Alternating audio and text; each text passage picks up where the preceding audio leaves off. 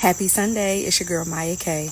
So many of you are frustrated. You have been building, you have been digging your wells, you have been going after everything the Lord has placed in your heart.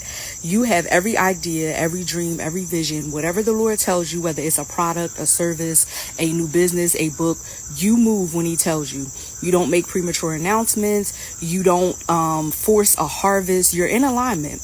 And what he wants you to know is that many of you, the reason why you feel like I keep doing all these things, but a year later I look up and what I sold 3 years ago still hasn't grown, but you're giving me another idea, is because many of you are going after the things that some of your ancestors did not get. So many of you are building generational wealth. You're building generational legacy based on the foundation of generational faith.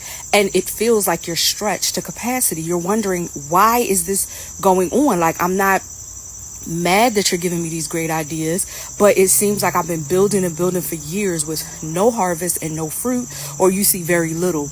And God is saying there were doctors in your family, there were business owners in your family bloodline, there were so many great ministers, prophets, different things. And the reason why you're going to have influence in so many spaces is because you are redeeming what your ancestors did not get. You're going after the territory that they did not get. So if you've been getting Isaiah 54 in your quiet time quite a bit, and you've been hearing from the Lord and he's been telling you to enlarge the place of your tent, it's because for those who have passed on in your bloodline that did not get the things that were assigned to the bloodline so that we wouldn't have to do it. This is why it's important for you to do it so your daughter won't have to, or so your son won't have to. But many of us are building and doing things that were not done by our ancestors. So yes, the clothing line feels overwhelming. Yes, the book feels overwhelming. Yes, the business is overwhelming. Yes, he's telling you to launch something else. And you're like, God, what is going on?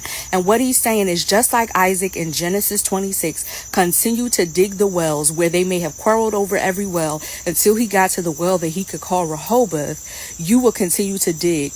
But right now, I also want you to think of 2 Kings. I believe it's chapter, I think it's chapter 3, where they say, Lord, he tells them to build the ditch and he will fill it with water. They won't see wind, they won't see rain, but he will fill it with water. So this morning, I pray that the Lord will fill the gaps in your life, that you will not stop building and go after everything that your bloodline did not get.